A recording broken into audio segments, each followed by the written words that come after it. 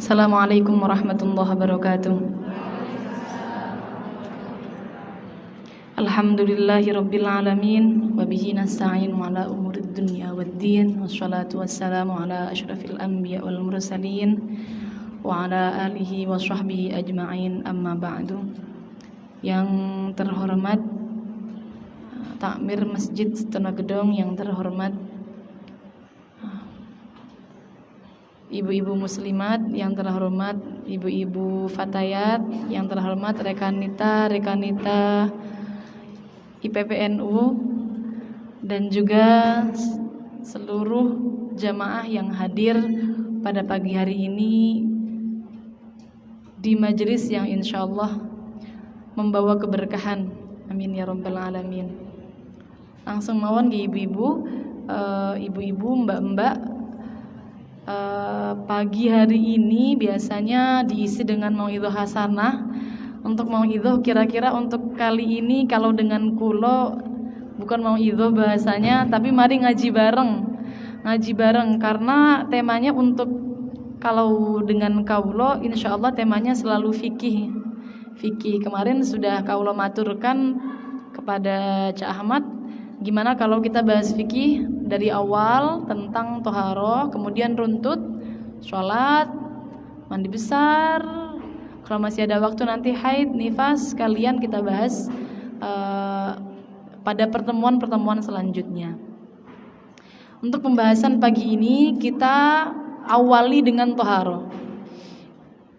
Ibu-ibu sekalian, insyaallah setiap hari kan sudah wudu, sudah istinja, sudah. Cuma mari kita cek lagi. Kaulo juga pribadi sama mengecek apakah sudah sesuai dengan madhab kita, madhab Syafi'iyah yang kita praktekkan di Indonesia ini kan seluruhannya mayoritas menggunakan madhab Syafi'i, sehingga mari kita cek wudu kita sampun bener dereng,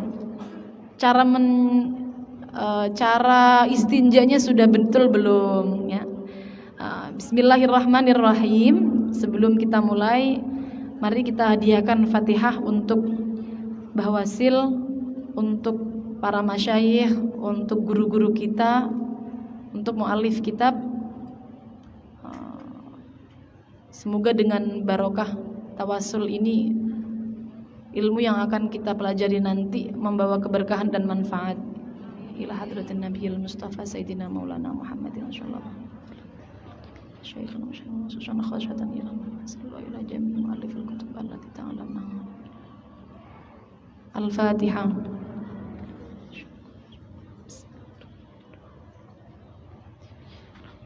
Nasta'inu ihdinas siratal mustaqim siratal ladzina an'amta 'alaihim.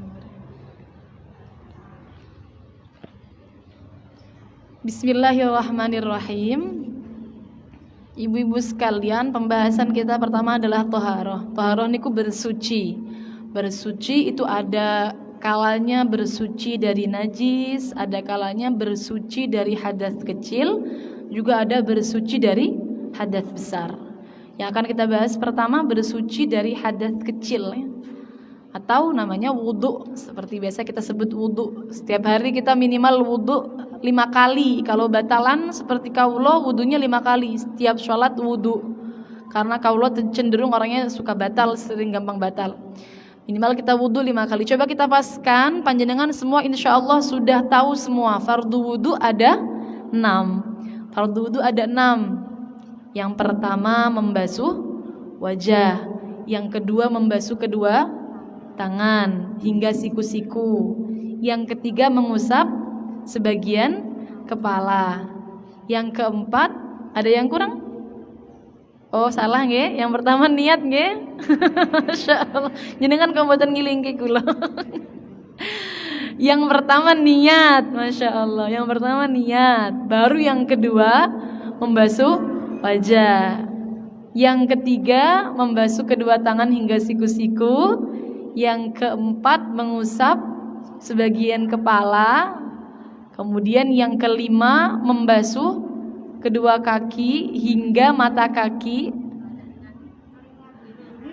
Telinga bukan termasuk fardu ibu-ibu. Nah, nanti ini pembahasannya seru nih ibu-ibu. Telinga bukan termasuk fardu. Jadi ini fardunya 6. Fardunya 6, niat, muka, tangan, kepala, kaki, tertib. Yang selanjutnya terakhir adalah tertib, urut. Nah, ini dia. Ibu-ibu sekalian, dalam wudhu itu ada syaratnya. Syaratnya yang pertama harus Islam. Kita sebelum bahas masuk fardunya, kita bahas syaratnya dulu. Syaratnya yang pertama harus Islam. Orang kafir mboten bareng wudhu atau wudhunya tidak akan sah. Kemudian yang kedua harus tamyiz. Tamyiz itu bisa membedakan mana yang baik dan buruk, atau kalau anak kecil biasanya sudah bisa cebok sendiri. Sudah bisa cebok sendiri kira-kira umur berapa? Kira-kira umur 6, 7 niku sudah tamyiz. Ini berarti wudhunya bisa sah nih, bisa sah. Kemudian yang selanjutnya suci dari haid dan nifas. Tidak boleh haid, tidak boleh nifas. Kalau orang haid dan orang nifas berarti wudhunya tidak sah. Orang haid udah kadung kebiasaan wudhu, gimana bikin wudhu? Orang haid itu sedang membawa hadas besar. Wudhu tujuannya menghilangkan hadas kecil. Yang kecil, wong yang besar saja masih dibawa, masa mau menghilangkan yang kecil? Nah, niku namanya. Jadi kalau di dalam kitab wudhunya orang yang haid tidak sah. Tidak sah. Bahkan kalau semerat tidak boleh wudhu. Kok panggah wudhu? Niatnya nawaitul wudhu'a, niat wudhu, maka justru malah sampai bisa haram. Seperti orang haid kan gak boleh sholat, terus sengaja melakukan sholat, hukumnya adalah haram. Nah sama, wudhu juga seperti itu. Kadung punya kebiasaan wudhu, daimul wudhu, terus bagaimana kalau haid? Ya berarti kebiasaannya dialihkan kebiasaan baik yang lain. Mungkin kalau sedang haid biasanya daimul wudhu itu kan suatu kebiasaan yang baik. Maka kalau haid lisannya jangan berhenti membaca zikir. Boleh sholawat, boleh apa saja zikir. Itu sebagai ganti mungkin biasanya daimul wudhu. Ya bagaimana lagi? Mau bagaimana lagi orang haid membawa hadas besar tidak diperkenankan untuk wudhu. Jadi orang haid suci dari haid dan nifas termasuk daripada syarat sahnya wudhu. Kemudian yang selanjutnya tidak boleh ada sesuatu yang menempel pada anggota wudhu yang dapat merubah air. Contohnya bagaimana contohnya? Sesuatu yang menempel pada anggota wudhu yang dapat merubah air. Contoh, kita kan cewek-cewek, perempuan-perempuan biasanya pakai handbody, pakai masker, pakai lulur. Semisal jenengan lagi luluran tangan, lagi luluran sebadan, kemudian ingin wudhu setelahnya. Nah, nanti airnya ini untuk basuhan pertama masih ada lulurnya, kemudian kita bersihkan pakai air. Pasti airnya berubah menjadi air lulur, menjadi putih pasti. Tidak hanya lulur, apa saja yang bisa merubah airnya dengan perubahan yang banyak.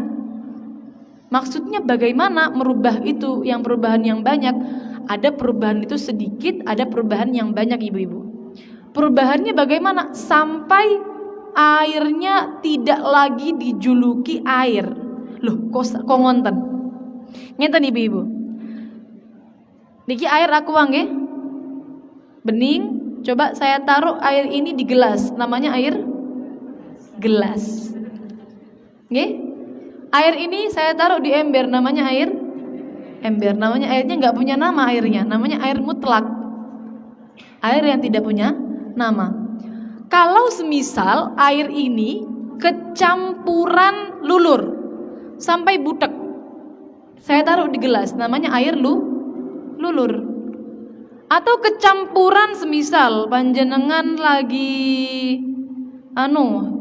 semisal teh lah, teh, semisal kena teh, Walaupun toh di botol tidak akan ada yang menyebutnya air aqua, pasti menyebutnya air teh, karena sudah tercampur. Kalau namanya sudah berubah, berarti perubahannya pasti banyak. Jadi perubahan yang sampai merubah nama air, perubahan yang banyak. Kalau hanya sedikit, contoh nggih. Contoh, panjenengan di rumah kan baknya besar. Terus jenengan sabunan, lalu nyucinya, membersihkannya di dalam bak. Budek nggih, biasanya di dalam baknya. Apakah sampai merubah namanya menjadi air sabun? Boten nggih? Boten, pasti cuma air yang kecampuran sabun. Karena kembali bening lagi. Perubahannya hanya sedikit. Jadi kalau perubahannya tidak banyak tidak masalah. Yang masalah adalah perubahannya yang banyak. Kalau perubahannya banyak maka tidak memenuhi syarat sah wudu. Jadi panjenengan harus paskan. Semisal pakai hembody. Hembody itu kan ada yang tebal, ada yang tipis. Kalau pengaplikasiannya itu hanya sedikit, cuma tipis-tipis mawon, pas wudu digosok niku tidak sampai merubah airnya, maka ya berarti tidak masalah. Tapi kalau panjenengan kalau pakai hembody itu sampai bau banyak, ketika kena air, airnya langsung putih, benar-benar putih. Jadi air hembody benar-benar bau wangi air hembody. Nah nanti ini berarti merubah air. Nah itu berarti tidak memenuhi syarat wudunya. Jadi tidak boleh ada sesuatu yang menempel di anggota wudu yang bisa merubah air, baik baunya, warnanya, atau rasanya. Kadang gak ada warnanya tapi rasanya pahit. Contohnya apa? Contohnya mungkin krim skincare. Ada skincare mungkin yang nggak ada warnanya, tapi kalau dirasakan sebenarnya ada rasanya, itu juga bisa. Atau apa saja, merubah 3 hal ini. Boleh bau, antara bau, rasa atau warna. Tidak boleh ya ada itu seperti itu di tubuhnya kita. Soalnya perempuan ibu-ibu kita setiap hari pakai hembody, kadang-kadang pakai masker, kadang-kadang pakai lulur. Jadi kalau mau wudu dihilangkan terlebih dulu. Atau panjenengan mungkin kalau mau wudu cuci muka dulu, maka sebelum niat itu sabunnya harus bersih dulu. Hilangkan busa-busanya dulu, baru kemudian basuh untuk pembasuhan wudu. Mantan ya.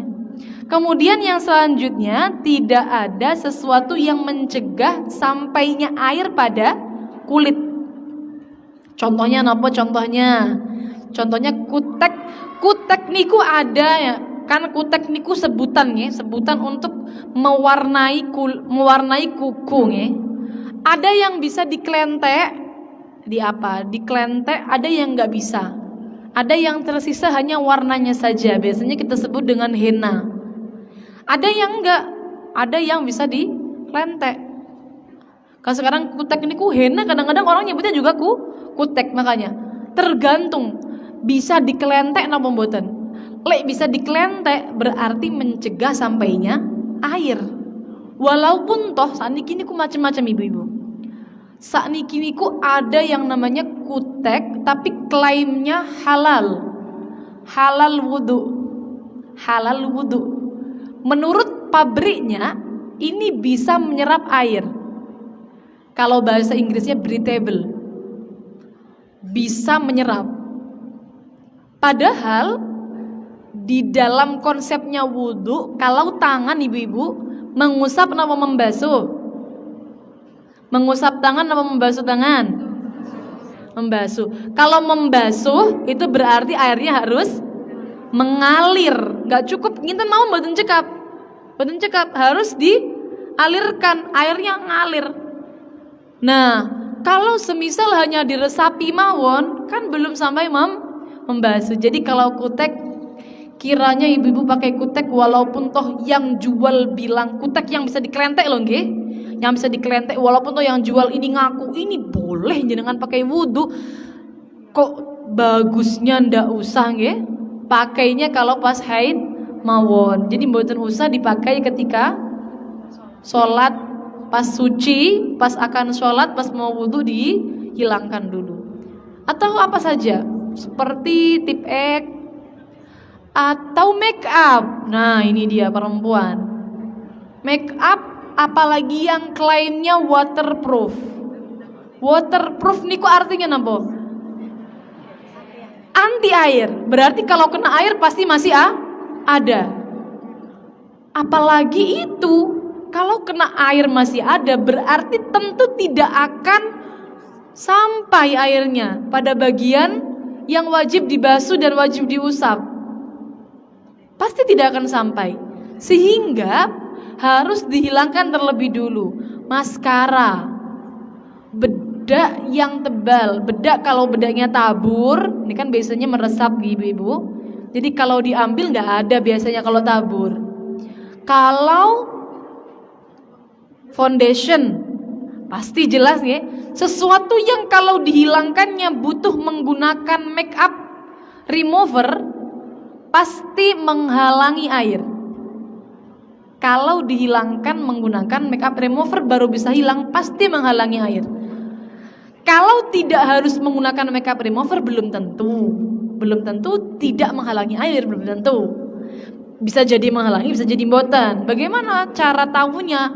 Ya semisal celak niku ibu-ibu nggih. Kalau celak niku, kalau celaknya tebal, kira-kira airnya tidak akan sampai pada kulitnya, maka berarti ya ditipiskan dulu. Semisal cuma tipis, kira-kira tidak sampai menghalangi air. Kalau sampai tebal pasti menghalangi.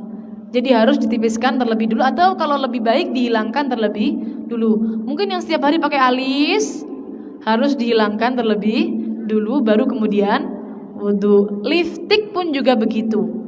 Yang boleh tersisa semisal cuma tersisa warnanya mawon. Maksudnya bagaimana? Contoh, panjenengan tuh kan ada lip tint ya ibu-ibu, lip tint niku atau tinta panjenengan kalau coblosan. Nah, itu yang nempel tidak ada bendanya, hanya tersisa warnanya saja. Mungkin yang ibu-ibu gaenane niku ten griyon damel yang berhubungan dengan sumbo. Napa sumbo? Kunir. Kunir napa sumbo damel jajan, sumbone abang. Sumbonya merah, perwarna makanannya merah, tangannya merah. Nah ini sisa warnanya saja. Kalau sisa warnanya saja maka tidak masalah, tidak menghalangi air. Biasanya kalau sisa warnanya saja juga tidak akan merubah air. Tidak akan merubah air.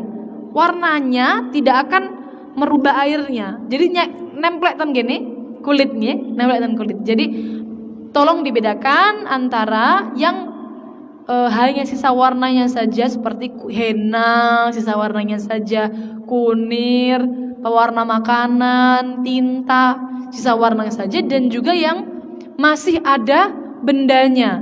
Kalau masih ada bendanya seperti make up dengan segala macam make upnya, kalau masih ada bendanya harus dihilangkan terlebih dulu. Ini ku untuk syarat sah wudhu yang nomor 5. Kemudian yang selanjutnya 6, tahu akan kefarduan wudhu. Maksudnya nopo? Maksudnya ya tahu kalau wudhu itu fardu hukumnya, harus wudhu sebelum sholat ya. Seperti itu saja. Yang selanjutnya tidak meyakini fardunya sebagai sunnah. Nah tadi kan kita sudah di awal menyebutkan fardu wudhu ada 6. Dalam 6 fardu wudhu ini, tadi ada ibu-ibu yang menyebutkan mengusap kedua telinga. Ternyata mengusap kedua telinga ini hukumnya adalah sunnah. Tidak masalah kalau jenengan meyakini mengusap telinga ini sebagai fardu. Lo tak kira wajib, lo tak kira fardu, ternyata sunnah. Betul napa-napa? Tidak masalah. Yang bahaya, yang 6 ini jenengan yakini sunnah, bahaya, maka tidak sah wudhunya. Kenapa? Kalau jenengan yakini sunnah, maka kapan saja ditinggal tidak merasa salah.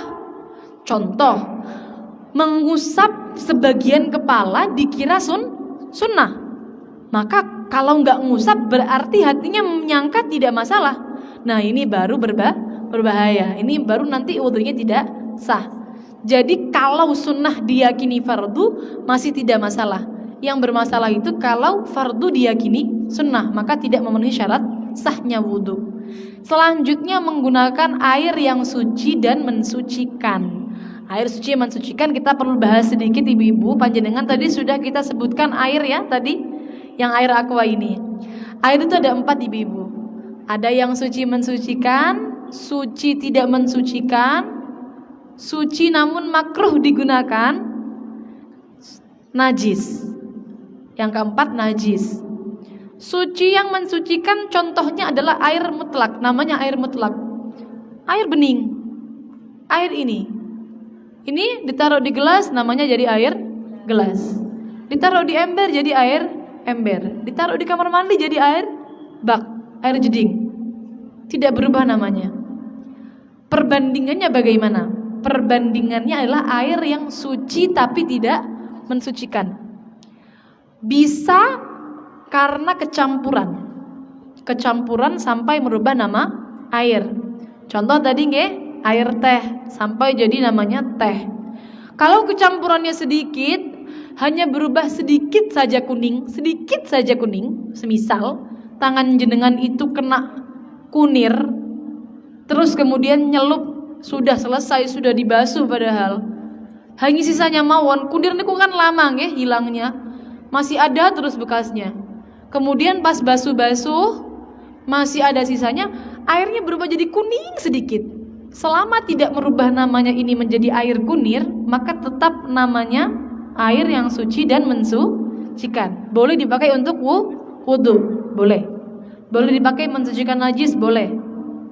Yang penting tidak sampai merubah nama air. Ada juga karena tadi yang pertama kecampuran nggih. Yang kedua karena sudah digunakan bersuci. Namanya air musta'mal. Bisa jadi sudah digunakan bersuci dari wudu, bisa jadi sudah digunakan bersuci dari najis, bisa jadi sudah digunakan bersuci mandi. Pokoknya kalau sudah digunakan bersuci wudu, mandi ataupun mensucikan najis namanya air musta'mal. Gimana air musta'mal itu? Semisal panjenengan wudu, menghilangkan hadas berarti basuhan yang nomor 1. Panjenengan wudu yang wajib kan 1 kali nggih ibu, membasuh wajah yang wajib 1 kali. Basuhan dari basuhan pertama, tetesan airnya namanya air musta'mal. Dari basuhan pertama. Kok bisa basuhan pertama? Karena yang menghilangkan hadas adalah basuhan pertama. Basuhan kedua, ketiga hukumnya sunnah. Faham dereng ibu-ibu? Coba kalau ulang lagi. Dalam wudu itu kan menigakalikan basuhan, usapan, hukumnya adalah sunnah. Sehingga yang menghilangkan hadas niku yang nomor 1, yang wajib mawon. Maka yang dihukumi musta'mal, air yang sudah digunakan bersuci, itu yang dari basuhan pertama. Panjenengan kalau wudu di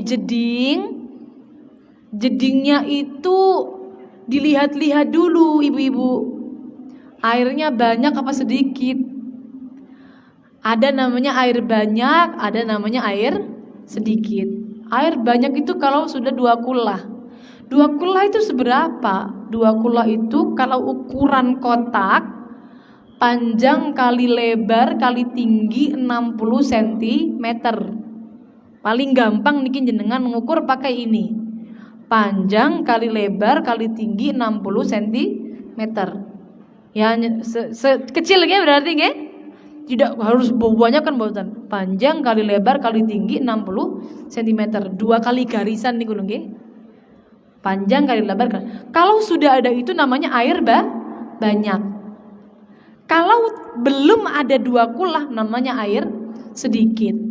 Kalau air sedikit ibu-ibu, pas membasuh muka jangan di dalam air. Kenapa? Karena airnya netes. Mustakmal mengenai air yang ada di dalam jeding. Kalau airnya banyak monggo.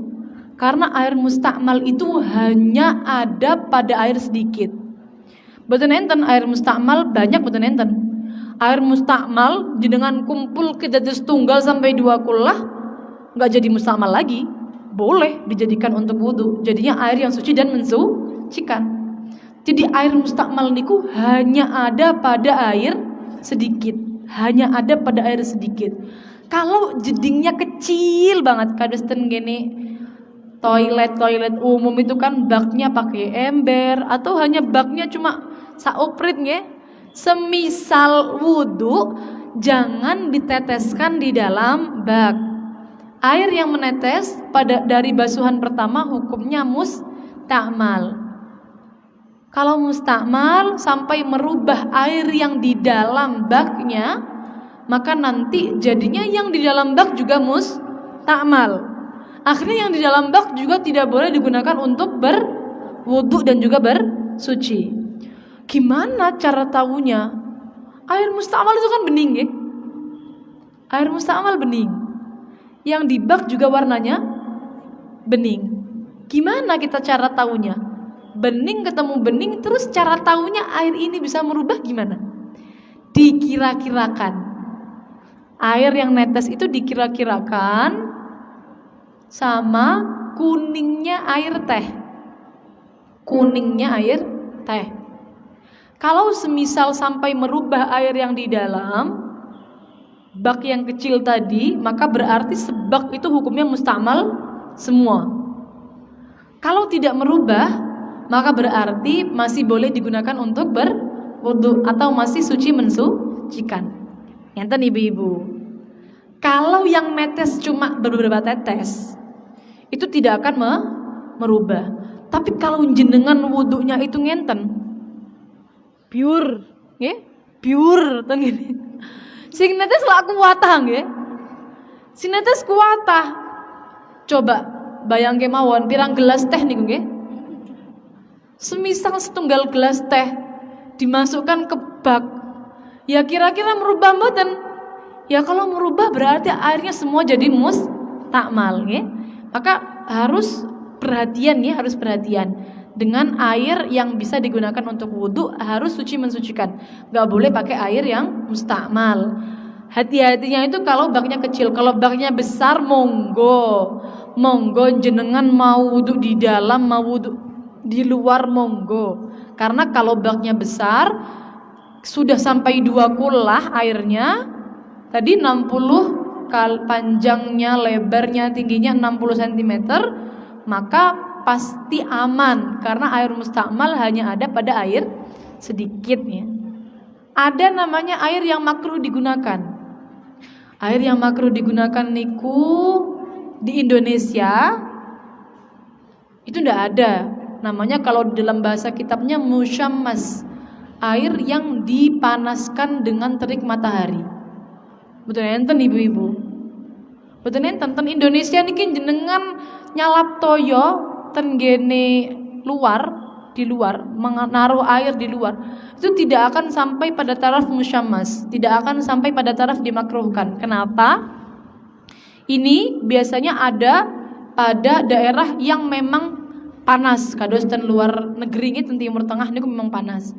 Jadi tidak usah kita bahas terlalu panjang air yang makruh digunakan, air musyammas. Maka kita lanjut saja air najis selanjutnya. Air najis berarti yang terkena najis. Air kalau banyak 2 kullah atau lebih.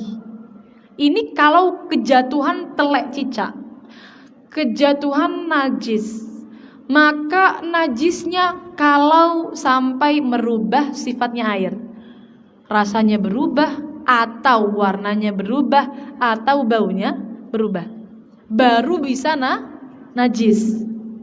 Kalau nggak merubah, semisal tai cicaknya cuma 3 di dalam airnya, maka airnya tetap dihukumi suci dan mensucikan. Boleh kita gunakan untuk wudhu, boleh kita gunakan untuk mandi besar, boleh kita gunakan untuk bersuci, boleh. Tapi kalau sudah sampai berubah warna, contohnya mungkin kotorannya yang masuk najisnya sangat besar. Jangan bayangkan, atau bangkai, wonten bangkai kucing semisal, napa bangkai tikus ya, jangan kucing nggih. Napa kucing kelelep mereka nggih, tikus mawon nggih yang sering bangkai tikus sampai baunya menyengat. Nah, niki baru nanti airnya menjadi najis. Nah, itu nggak boleh digunakan ibu-ibu. Kalau airnya dikit, air yang dikit tidak mencapai 2 kullah, kejatuhan najis, maka langsung auto najis. Langsung najis. Tidak perlu menunggu berubah. Walaupun tidak berubah, langsung najis. Nah, ini dia ibu-ibu, kalau dijeding, kok jedingnya baknya kecil, tidak nyampe 2 kullah, maka hati-hati. Dilihat ada tali cicanya mboten, enten tali cicanya mboten, atau kalau semisal membasuh, ketika pipis, istinja, jangan sampai nyiprat-nyiprat. Karena kalau nyiprat kena air yang sedikit, maka airnya menjadi najis. Ngerti nggih ibu-ibu? Air najis tidak boleh digunakan untuk berwudu. Yang boleh digunakan berwudu hanya satu, yaitu air yang suci dan mensucikan. Lalu kita bahas langsung pada prakteknya mawon langsung. Fardunya 6 tadi ya, fardunya 6 sudah tadi kita bahas di awal.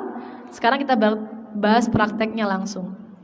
Praktek wudu ibu-ibu, kita langsung mau lengkapnya mohon nggih, sunnah plus wajibnya.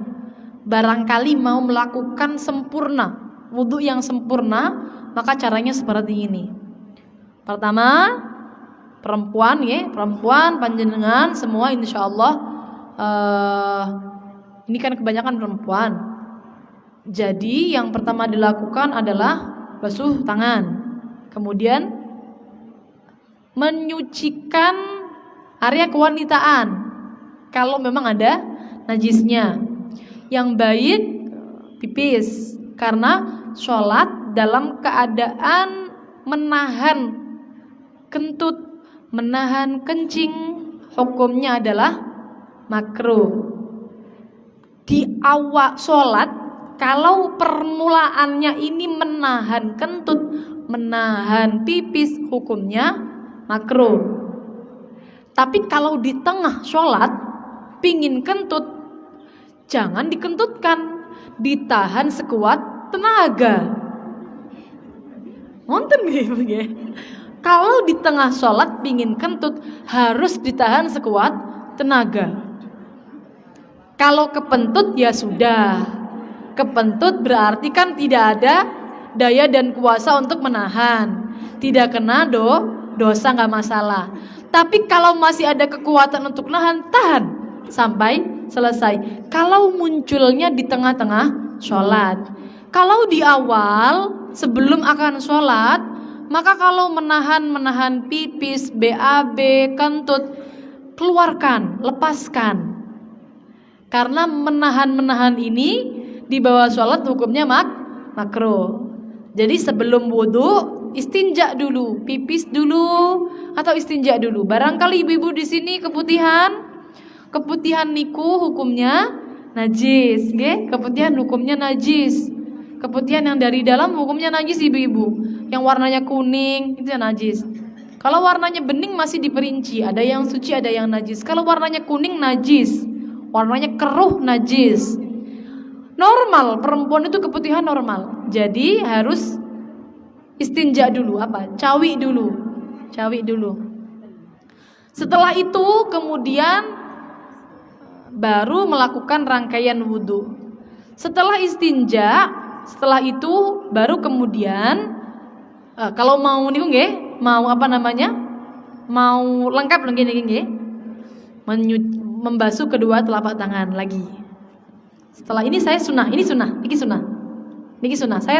Saya sebutkan nanti yang mana yang sunnah, mana yang wajib. Niki sunnah. Setelah itu siwakan. Sunnah siwakan. Siwakannya pakai apa? Sikat gigi ada? Sikat gigi enggak apa-apa. Sikat gigi boleh. Panjenengan kalau di rumah sering siwakan mboten ibu-ibu? Saya ajari napa cara megang siwak nih ibu-ibu yang sunnah nih. Saya belum ada siwak, tapi adanya lipstik. Saya mboten bawa siwak. Bayangkan saja siwak nih ibu-ibu nggih. Cara pegang siwak yang baik, yang sunnah. 3 jari yang ini tengah di atas siwaknya, kelingking dan jempol di bawah. Niki sunnahnya pegang siwak seperti ini. Kok bisa sunnahnya Kanjeng Nabi kalau pegang seperti ini, ibu? Katanya gini ya, pegang siwak yang sunnah seperti ini. Nah, siwakan sebelum wudu, siwakan. Ibu-ibu kalau siwakan, kalau sikat gigi, kalau jenengan boten niat maka tidak dapat pahala. Tapi kalau jenengan niat maka dapat pahala. Sikat gigi niat siwakan, saya niat siwakan, dapat pahala. Tapi kalau tidak niat tidak dapat pahala. Jadi eman-eman, sikat gigi niku kan termasuk siwakan. Siwakan itu membersihkan gigi, menggunakan sesuatu yang kasar. Yang baik, kalau Kanjeng Nabi dulu gak ada sikat, jadinya pakai kayu arak. Arok namanya, kayu arok ya. Namanya sebutannya kayu arok ya. Jadi kalau kita sikat gigi apakah termasuk siwakan? Termasuk, sama-sama membersihkan gigi. Jadi kalau sikat gigi sama niat. Setelah siwakan area gigi kanan, gigi kiri sudah selesai itu. Setelah siwakan lalu kumur, caranya ibu-ibu yang paling baik, panjenengan nyakup air, kemudian kumur,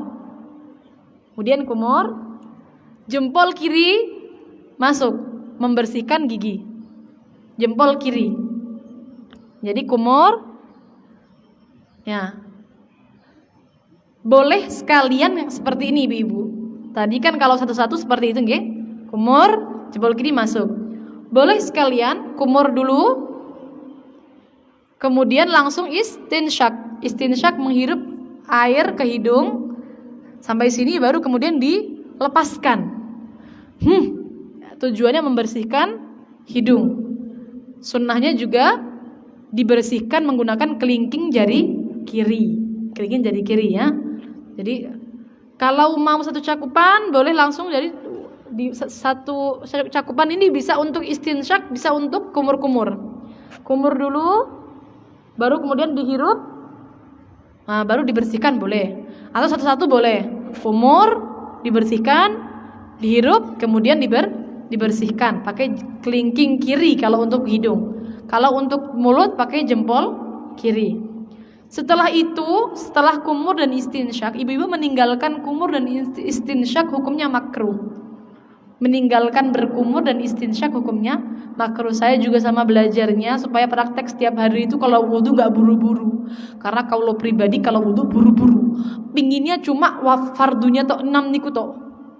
Gak mau kumur, gak mau istinsyak. Yang baik ya harus dilakukan. Jadi untuk pepiling kita supaya sempurna. Setelah istinsyak kemudian baru setelah itu membasuh muka.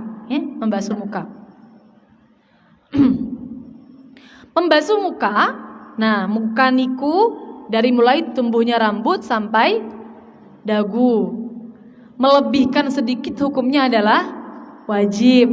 Nggak boleh pas mepet boten patong. Harus dilebihkan sedikit. Untuk lebarnya dari anak telinga satu ke anak telinga yang lain harus dilebihkan sedikit. Harus membasuh niku airnya harus mengalir. Airnya mengalir nggak boleh cuma ngusap.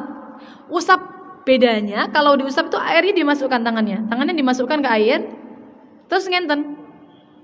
Nah, namanya ngusap. Kalau basuh dicakup, bawa air.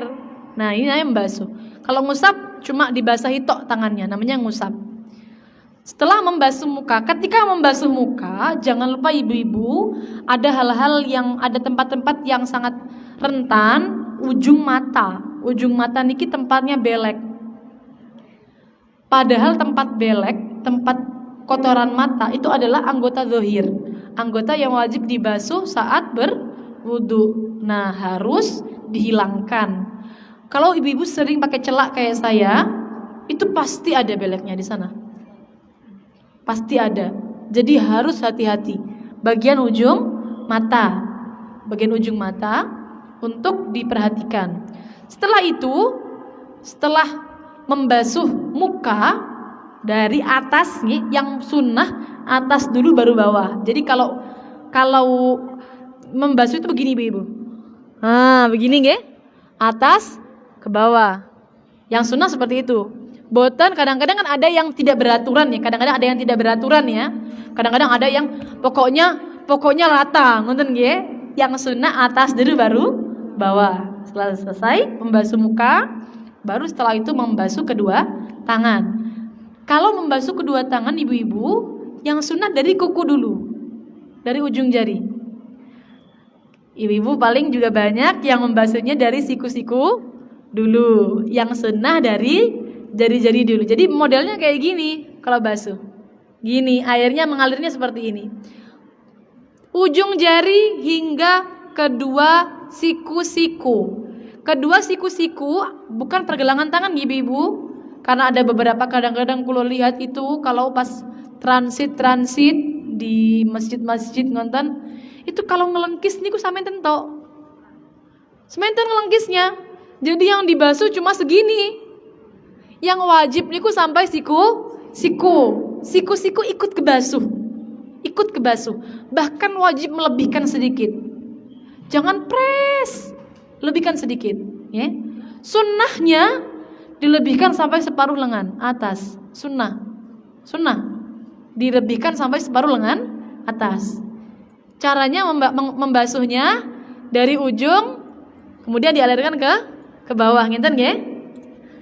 Sunnah digosok-gosok ibu-ibu, dari mulai wajah tadi sunnah digosok. Tangan juga sunnah digosok. Barangkali ibu-ibu tuh kan kalau wudu di bak itu kan bisa nggih? Wudunya nyelup kan bisa. Nah, masukinnya begini, seret. Tetap sunnah untuk digosok ya, tetap sunnah digosok. Memastikan airnya mengalir semua.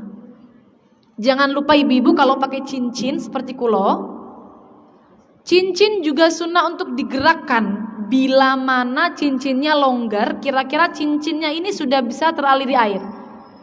Tapi kalau cincinnya seret, kira-kira nggak digerakkan ini nanti nggak kemasukan air, wajib untuk digerakkan supaya airnya bisa mengalir ya masuk. Ini perempuan nih kan penuh dengan perhiasan. Jenengan misal pakai cincinnya seret harus digerakkan. Kalau cincinnya nggak seret, sunnah digerakkan ya. Itu tangan. Setelah tangan kanan dulu baru kiri. Tadi membasuh muka yang kurang adalah meniga-kalikan basuhan. Tadi kalau belum bilang ya, sunnah 3 kali. Kemudian tangan juga begitu, sunnah 3 kali. Gimana caranya 3 kalinya? Kanan, apa kanan kiri? Boleh sembarang. Yang penting yang paling dulu kanan. Boleh kanan, boleh kanan kiri boleh. Yang penting 3 kali, sunnah 3 kali. Setelah itu mengusap sebagian kepala. Yang wajib hanya sebagian kepala ibu-ibu. Kepala niku ngenten nggih. Yang wajib kepalanya lho nggih, bukan rambutnya. Rambut itu bagian dari kepala. Tapi tidak semua rambut ada pada kepala. Contoh, rambutnya kalau kita kan panjang. Rambut yang di sini yang semisal rambut niku kalau ke depan diarahkan ke depan, kalau ke belakang diarahkan ke belakang. Rambut poni niki kan mestinya jalurnya ke depan. Mengusap ujung poni niki belum mencukupi. Karena keluar dari batas kepala. Yang paling aman bagaimana? Usap bagian kepalanya, kulitnya. Seret. Masih cuma setitik-tik. Sah. Cukup. Yang penting bagian kepala. Kalau rambut boleh, walaupun hanya sehelai boleh, tapi syaratnya harus rambut yang ada pada bagian kepala. Segini ya ibu-ibu, kepala niku nggih. Yang ada di sini berarti boleh. Yang di luar sini berarti ndak boleh. Poni itu kan kalau dikebelakangkan kan di bagian kepala ya nggak gitu, tapi rambutnya kalau memang rambutnya ke depan harus dikedepankan, kalau ke belakang harus dikebelakangkan, kalau samping harus di samping. Jadi tidak boleh tarik yang tidak sesuai pada arahnya. Nah, ini nggih, ngoten nggih. Jadi mengusap rambut yang ada di kepala atau kulit kepalanya lebih aman. Sunnahnya ibu-ibu mengusap seluruh kepala. Gimana caranya? Caranya seperti ini. Ngeten. Jempol ditaruh pada pilingan, kemudian ujung jarinya bertemu di bagian batuk, diarahkan ke belakang. Sret. Kalau rambutnya pendek, maka sunnah dikembalikan lagi ke depan. Sret. Kalau rambutnya panjang, maka kalau kembali malah justru akan merobak-robek rambut. Maka tidak perlu ibu-ibu. Sret nonton mawon cekap. Nggih, ngenten nggih? Nah, ini yang sunnah. Kalau nanti saya basah semua, rambutnya jadi bau, ya sudah nggak apa-apa. Yang wajib-wajibnya saja boleh. Paling baik ibu-ibu, dawuh guru saya dulu, mengusapnya bagian ubun-ubun, tempat keluarnya ruah, supaya mudah keluarnya ruah. Yang diusap bagian ubun-ubun. Jadi kulitnya, cari kulitnya. Atau rambutnya juga nggak apa-apa, nggak nyampe kulitnya nggak apa-apa, rambutnya nggak apa-apa. Ubun-ubun ini pasti di bagian ke kepala. Pun setelah itu, setelah ke apa namanya ini, mengusap nih, tidak harus membasuh. Cukup celupkan tangan, yang penting tangannya basah. Setelah itu mengusap kedua telinga. Mengusap kedua telinga, caranya sebenarnya sembarang caranya. Cuma yang diajarkan oleh para ulama niki, napa niki? Telunjuknya di dalam, jempolnya di luar. Telunjuknya kemudian setelah dibasahi lagi, basahi lagi dengan air yang baru, kemudian mengusap kedua telinga, telunjuknya di dalam, telunjuknya ini meratai seluruh sela-sela telinga. Baru kemudian yang jempolnya dua ini meratai yang bagian luar. Seret. Setelah itu sunnahnya plek. Nah, nonton. Epek-epeknya niki diginiin. Nah, niku. Itu yang paling lengkap ibu-ibu. Lek kelamaan gimana? Ya sudah, yang penting diusap lah, nggak apa-apa. Yang penting sudah melakukan kesunahan. Kelamaan ya nggak apa-apa. Yang penting sudah melakukan kesunahan. Ini kalau sudah biasa cepat ibu-ibu. Selesai. Kalau sudah cepat biasa, Kemudian setelah mengusap kedua telinga, sunnah ibu-ibu. Bila mana tidak dilakukan maka tidak masalah. Sunnah. Kedua telinga hukumnya sunnah. Setelah itu baru membasuh kedua kaki hingga mata kaki. Yang wajib hingga mata kaki. Sunnahnya dilebihkan sampai separuh betis. Tidak sunnah kalau sampai paha-paha, tidak sunnah. Yang sunnah melebihkan sampai separuh betis, ya. Yang dari semuanya tadi harus tertib berurutan. Harus berurutan. Urut niku termasuk daripada fardunya wudu. Termasuk daripada fardunya wudu. Jadi apa namanya? Kalau semisal jenengan pinginnya tangan dulu baru kemudian wajah, maka tidak boleh. Tidak memenuhi fardunya wudu. Ya, setelah selesai membasuh kedua kaki, maka sudah selesai wudunya. Makruh bekas wudunya ini dihilangkan dengan anduk. Jadi makruh sebenarnya dihilangkan dengan anduk, dihilangkan dengan tisu. Itu makruh. Kalau tidak niat menghilangkan, contohnya tidak niat menghilangkan tapi hilang sendiri, kerudungan lalu kegesek, nah nggak masalah kalau itu, tidak masalah. Setelah wudu sunnah berdoa. Asyhadu alla ilaha illallah wa asyhadu anna Muhammadan abduka wa rasuluh. Pripun ibu doanya? Asyhadu alla ilaha illallah wa asyhadu anna Muhammadan abduhu wa rasuluh.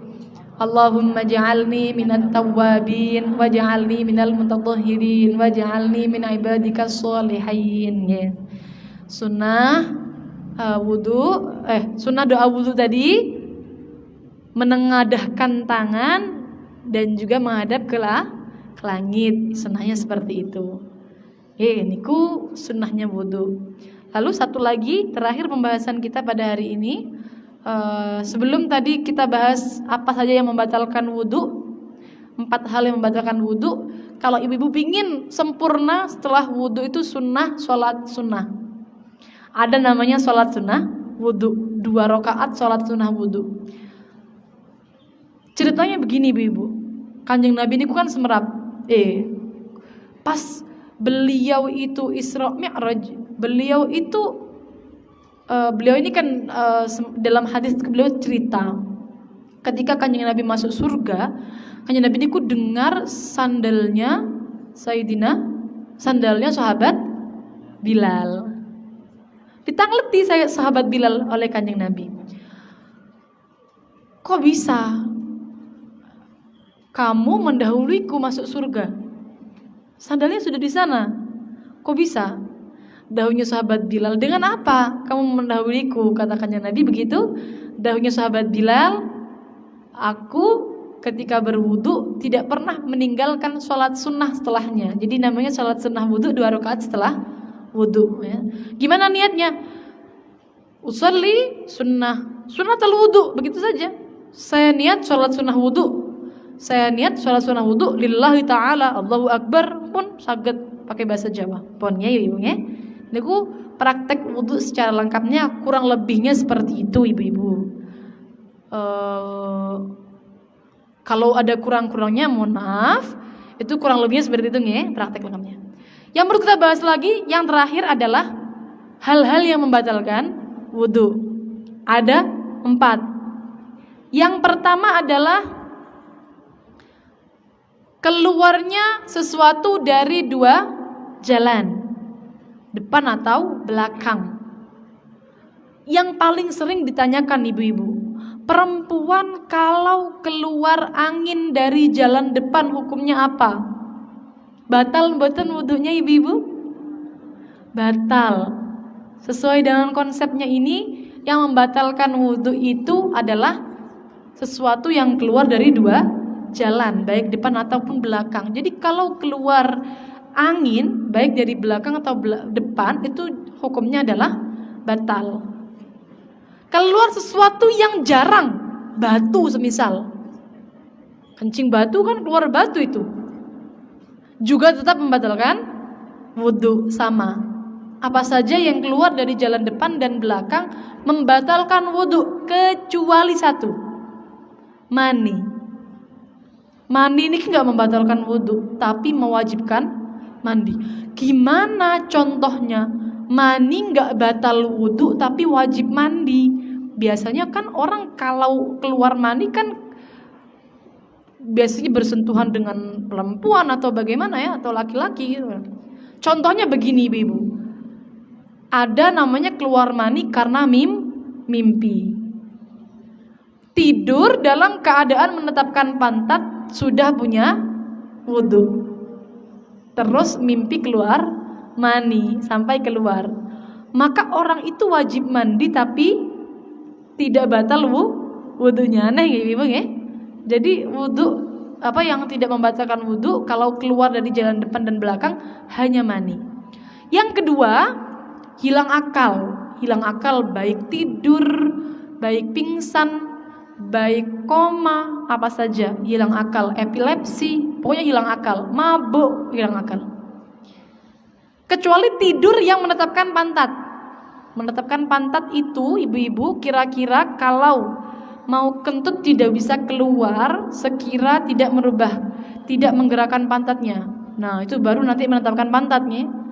Kalau duduk tahiyat akhir, kira-kira ada bagian pantat yang terbuka sedikit, maka berarti belum menetapkan pantatnya.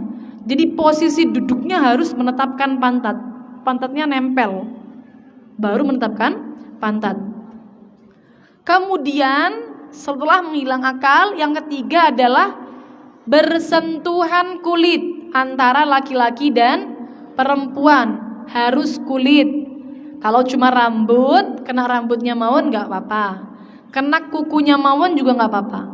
Kulit antara laki-laki dan perempuan tidak harus sudah balik. Batasannya seberapa yang membatalkan? Sampai taraf menimbulkan syahwat. Anak zaman sekarang niku gede-gede loh ibu-ibu. Kelas 1 SD itu sudah besar, gitu. Kira-kira kalau sudah menimbulkan syahwat berarti menyentuhnya batal. Tergantung seberapa. Kan anak beda-beda. Kalau sudah umur 7 tahun, kalau di dalam ada beberapa keterangan ulama itu yang membatasi umur ada, cuma sebenarnya batasannya adalah sekiranya sudah menimbulkan syahwat maka membatalkan wudu. Kira-kira 6 tahun itu sudah menimbulkan syahwat. Kalau masih 4 tahun, 3 tahun itu masih kecil sekali tidak menimbulkan syahwat maka tidak membatalkan wudu, ya. Jadi yang biasanya salah paham itu kalau balik baru batal. Tidak harus balik padahal sudah menimbulkan syahwat, sudah membatalkan wudu. Jadi jangan gampang-gampang ibu-ibu, ada anak kecil dipegang. Anak kecil sudah menimbulkan syahwat berarti batal wudunya. Kecuali yang mahram. Yang mahram siapa? Yang mahram itu. Mahram itu ke atas, ke bawah dan ini. Ibu dan saudaranya, ayah dan saudaranya, anak tentunya saudaranya, okay? Kemudian saudara kita, okay? Berarti kalau ibu dan saudaranya bibi, ya, bibi kandung, paman kandung itu semua mahram, tidak batal wudu. Ponakan juga tidak batal wudu, anaknya saudara juga tidak batal wudu.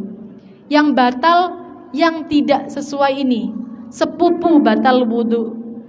Sepupu batal wudu loh, nggih. Jadi jangan sampai pegang batal wudu sepupu, apalagi ipar juga batal wudu.